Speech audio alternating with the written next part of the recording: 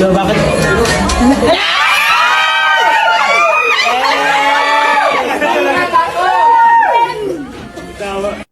Tambalang kinikiligan ng Jinxie ngayon na sina Andres Mulak at Astin Olvega or Asdres. Lapit nyo, nak. Lapit nyo pa, nak. Let's go, nak! Hey! My parents that forgot to separate. Hindi maipagkaila na may good chemistry ang dalawa. Ngayon ay makikitang palagay na sila sa isa't isa at napakabagay nila. Fan service, fan service. Fan service, fan service. Fan service. Fan service. Yan. Fan. Fan service, fan service. Fan service. Yan. Hiyawan at kinilig ang mga fans na binuking ng host sina Andres at Astin tungkol sa last chat nito sa messenger nila. Oh. Nabasa ko yan. Oh,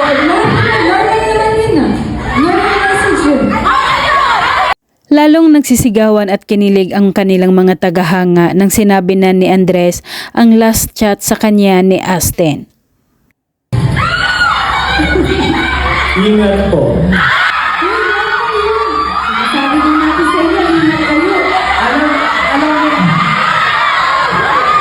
Sa isang store ng mga gadget kung saan pumasok ang dalawa, makikitang pareho ng kamera ang kanilang kinukuha.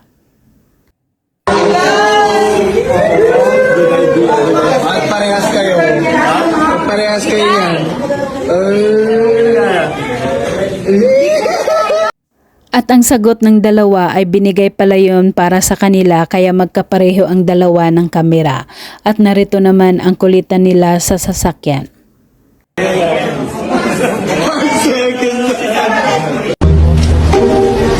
Anong ride?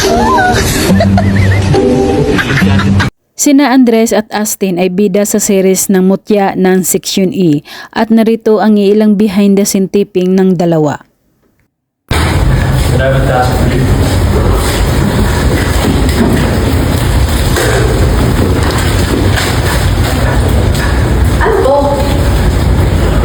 Mula sa pagpasok ni Andres Mulak sa showbiz, si Astin ang kauna-unahan niyang nakatrabaho bilang love team at pumatok agad ang kanilang tambalan.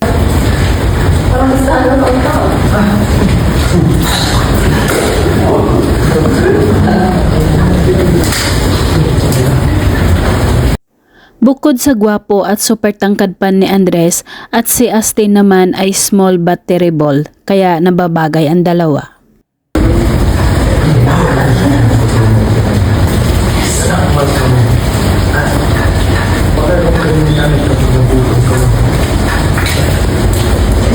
Sa break time ng kanilang taping, sa isang school ini-entertain ni na Andres at Astin ang mga fans na nasa labas nakatingin sa kanila.